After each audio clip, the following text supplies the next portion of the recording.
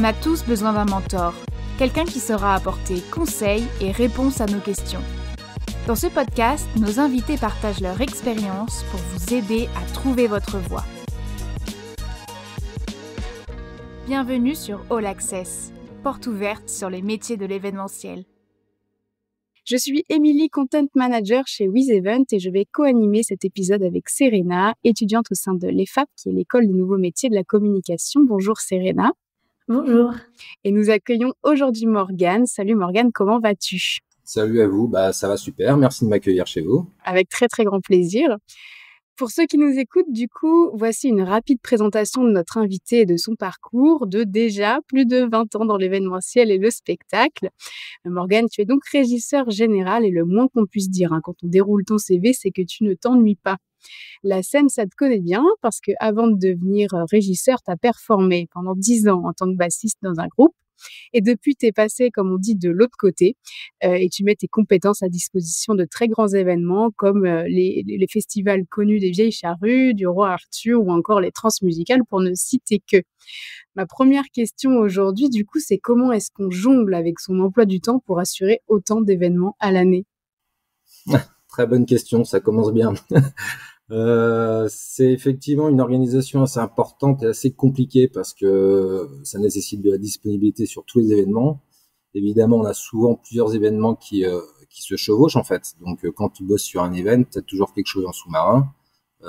Par exemple, en ce moment, j'ai un événement qui va se dérouler dans 10 jours. J'en ai fini un il y a 5 jours. Et on commence déjà la préparation, les plans sur les événements prochains. Donc, une organisation millimétrée, on va dire. Ton agenda est donc toujours bien rempli. C'est ça. Morgane, comme l'a très bien dit Émilie, tu as pu travailler en régie pour plusieurs salles, plusieurs productions et plusieurs festivals. Est-ce que tu peux me dire un peu plus sur la formation que tu as suivie ?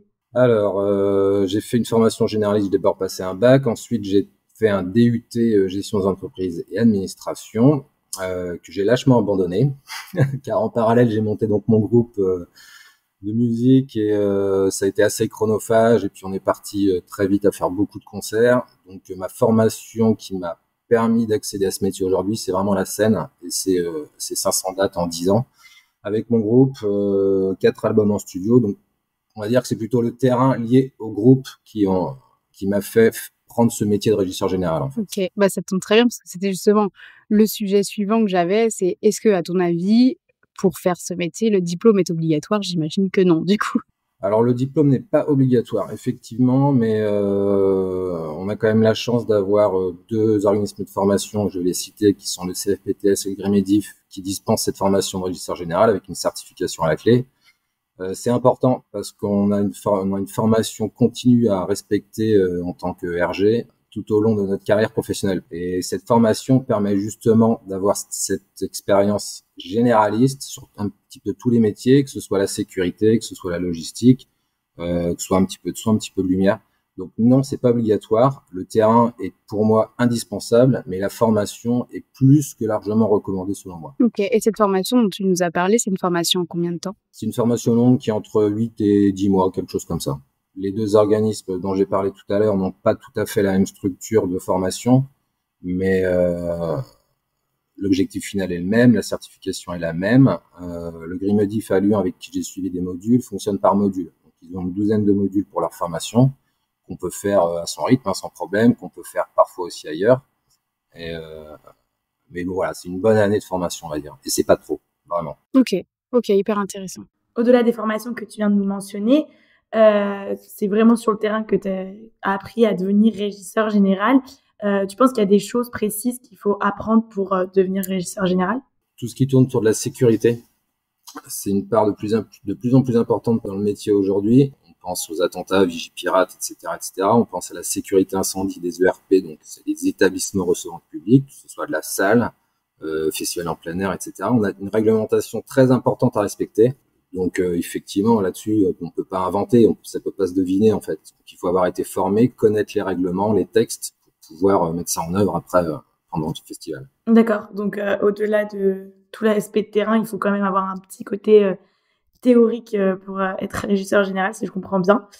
Maintenant qu'on a une idée un peu plus précise de comment le devenir, J'aurais aimé que tu me donnes à moi, mais aussi à tous les étudiants qui nous écoutent, ta définition à toi de ce qu'est un régisseur général. Waouh, ça aussi, c'est une belle question. Alors, le régisseur général, ça va être un peu scolaire, mais donc il est là de la faisabilité du projet jusqu'à la conclusion, jusqu'au projet lui-même et jusqu'à la phase de bilan.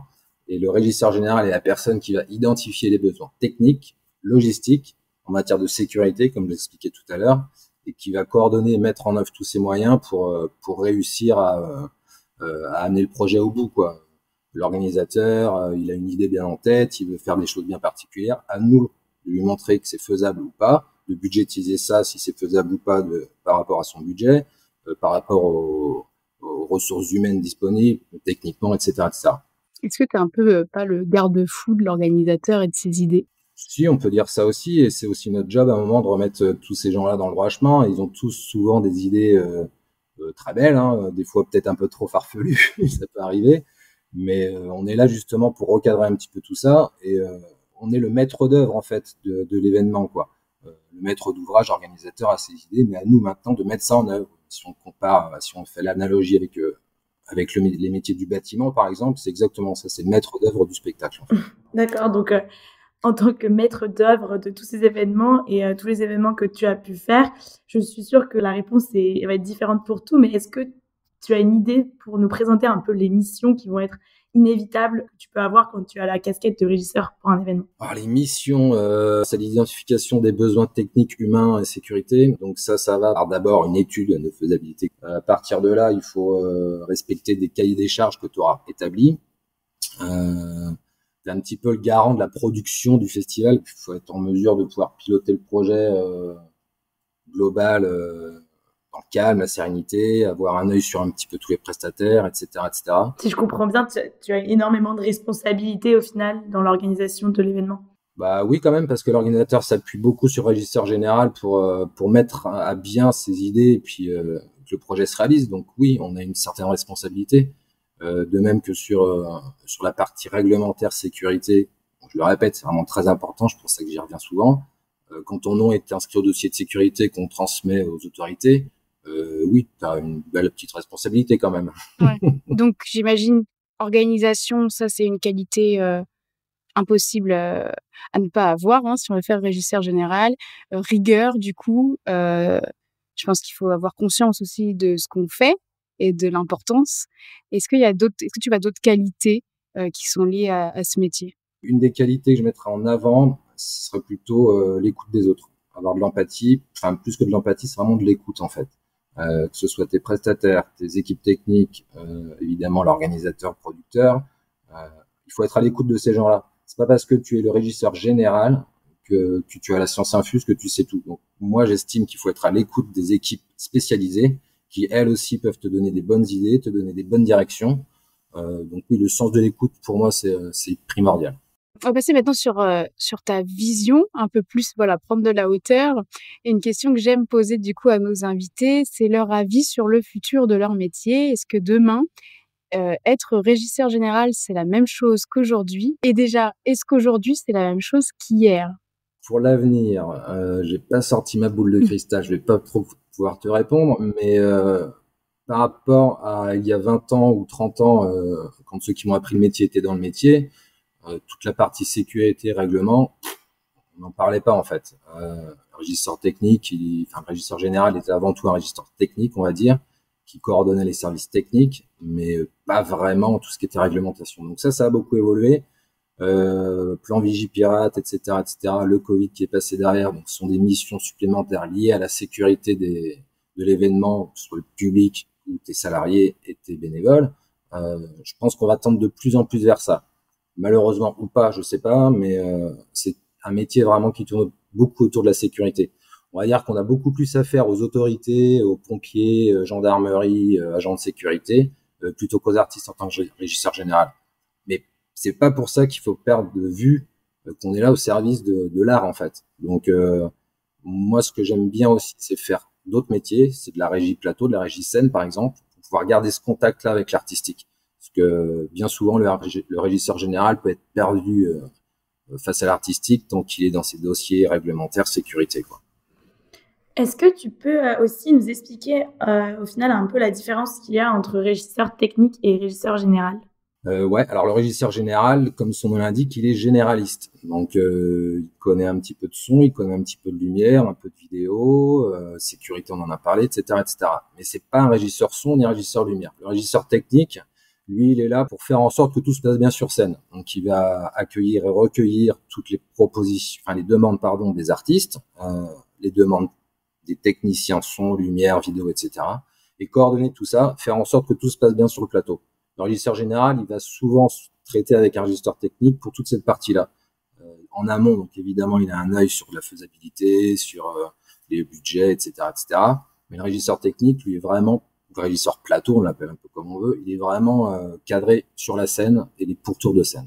Tout à l'heure, tu nous parlais des personnes qui t'ont formé à tes débuts. Est-ce que tu as eu un mentor pour t'accompagner au début? Est-ce que tu t'es fait un réseau au début? Raconte-nous ça. Alors le réseau il s'est fait naturellement. Donc quand je remonte sur mon parcours, donc groupe de musique entre 98 et 2008, très vite avec mes potes du groupe, on a fait du montage son, lumière, on a poussé des caisses, on a été road. Et à partir de là, on a rencontré des gens bien, d'autres moins bien. Et je pense notamment à une personne qui a pris sa retraite aujourd'hui, qui est Thierry Lesquat, qui était le directeur technique des Transmusicales de Rennes, du Festival de chant de Marin Paimpol, qui m'a très vite donné ma chance en régie en 2010, en me proposant une régie de lieu au Transmusical, puis au Chant de Marin notamment. Et ouais, je lui dois quand même beaucoup de choses parce qu'il m'a mis sur la bonne piste. Il a vite vu comment je fonctionnais, il m'a vite fait confiance. Et, bon, il avait l'air d'être assez satisfait de moi, donc c'est plutôt cool. Mais oui, effectivement, c'est bien d'avoir quelqu'un sur qui s'appuyer, qui peut un peu, comment dire, t'expliquer un petit peu comment lui ressent le métier et vers quoi il faut tendre en fait. Est-ce que tu as des conseils à nous donner, à donner à tous les étudiants pour cultiver notre réseau? Bah, c'est un peu ce que j'ai dit tout à l'heure, c'est jouer du téléphone en fait, et il faut pas se donner de limites.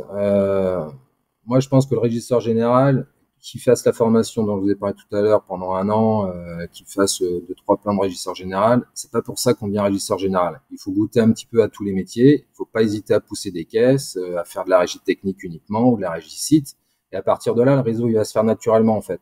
Donc démarcher, aller travailler, que ce soit même en bénévole hein, quand on débute, et plus on va rencontrer de monde, plus on a des chances effectivement de créer un réseau solide et durable. Parce que comme tu dis, on nous parle toujours de réseau, mais réseau c'est quoi? Un réseau c'est des connaissances que tu vas, soit que tu as un jour J, soit que tu vas te faire à l'avenir. Mais ouais, il faut jouer du téléphone en fait, et pas avoir peur de s'investir et puis d'aller bosser plus qu'il n'en faut parfois. Mais bon, faut voir ça sur du long terme en fait. Mais le réseau, au bout d'un moment, il se fait naturellement. Et, si tu travailles bien, si tu es quelqu'un de consciencieux, de motivé, le réseau, il va s'élargir sans trop de difficultés. J'ai une petite question aussi par rapport à toutes les expériences que tu as eues, donc 20 ans dans l'événementiel. Est-ce que tu aurais une réussite dont tu es fier, un événement dont tu peux nous parler? Une réussite particulièrement, c'est dur d'en sortir une du tas comme ça, mais moi, ce qui me fait vraiment kiffer, c'est quand les gens, que ce soit les artistes, que ce soit les bénévoles, tes équipes techniques, elles repartent du festival ou du spectacle avec un grand sourire et qu'elles te remercient. Pour moi, c'est la plus grande des réussites, en fait. Et si je dois quand même en sortir une, oui, je vais dire que je suis pas peu fier du festival du Roi Arthur, où c'est ma vraie grosse régie générale, on va dire. On a fait l'édition l'année dernière, on a fait 50 000 personnes sur les 3 jours. Donc, quand tu vois que tu as 18 000 personnes devant la scène, toutes heureuses, que tout se passe bien, que tu n'as aucun problème à droite, à gauche, oui, ça rend assez fier. Mais c'est plutôt une généralité, en fait. Quand les gens, quels qu'ils soient, te remercient, ça, c'est une réussite et ça fait vraiment plaisir. D'accord. Et à contrario, peut-être que tu as eu aussi des situations, des moments plus cocasses où c'était compliqué? Ouais, alors pour l'instant je touche du bois, j'ai pas eu de grosses galères, mais c'est un peu pareil, c'est quand il y a quelque chose qui te revient à tes oreilles ou quelqu'un de ton équipe a pas été sympa ou réglo avec un bénévole, public, que sais-je. Là tu te dis que tu as fait une boulette dans ton recrutement et tu t'en veux un peu, ouais. Sur un événement, j'ai eu le cap, notamment sur une personne. Mais oui, ça m'a quand même travaillé pendant plusieurs jours. Ouais. Donc c'est aussi là où il faut être fort pour pouvoir mettre ça de côté, rester bien focus sur l'objectif premier, et puis revenir là-dessus sur la phase de bilan où expliquer les choses et ça ne doit pas se reproduire en fait. Pour moi, l'humain, il est vraiment au cœur du métier. Que ce soit les gens que tu accueilles, le public, que ce soit tes prestataires, tes techniciens, etc. L'humain est au cœur du métier. Donc il y a une attention particulière vraiment à avoir sur l'homme. Et si échec il y a, c'est quand ça se passe pas bien sur ton recrutement et dans tes équipes. D'accord. Après, dans tout l'événementiel, je pense que c'est tout ce qu'on recherche. Un peu, nous, les étudiants, c'est justement ce côté humain. Tu nous as donné plein d'informations super pertinentes sur ton métier. Le temps commence à passer, donc on va faire un jeu ensemble, un peu pour conclure cet épisode. Donc, je vais t'expliquer. Le principe est plutôt simple. Je vais te poser quelques questions et tu vas pouvoir me répondre rapidement en une phrase, ce qui te vient à l'esprit. Let's go. Ok, c'est parti. Donc, les 3 outils du parfait régisseur général. Un téléphone portable bien chargé, un ordinateur qui tourne bien avec un Excel, une boîte mail et un logiciel de dessin type AutoCAD et une montre pour les événements pour être toujours à l'heure. La qualité numéro 1 nécessaire. C'est vraiment être à l'écoute des autres, quoi. Votre dernier conseil pour les jeunes qui nous écoutent, qui veulent devenir régisseur général. Être courageux, se former et ne pas perdre de vue l'artistique. Il faut pas se déconnecter de l'artistique en fait. Merci pour ton temps, tes réponses extrêmement riches. J'espère que les étudiants qui nous écoutent et qui sont intéressés par ton métier ont pu apprendre beaucoup de choses. Évidemment, merci Serena qui m'a accompagnée dans l'animation de cet épisode avec ses questions très orientées études. Et quant à moi, je vous retrouve très vite dans un prochain épisode de la saison 3 de All Access pour découvrir un nouveau métier de l'événementiel. Ce métier vous a plu ou vous souhaitez en découvrir un autre ? Abonnez-vous à notre compte et écoutez tous les témoignages des mentors de l'événementiel. Ce podcast est animé par WizEvent en collaboration avec l'EFAP, l'École des nouveaux métiers de la communication.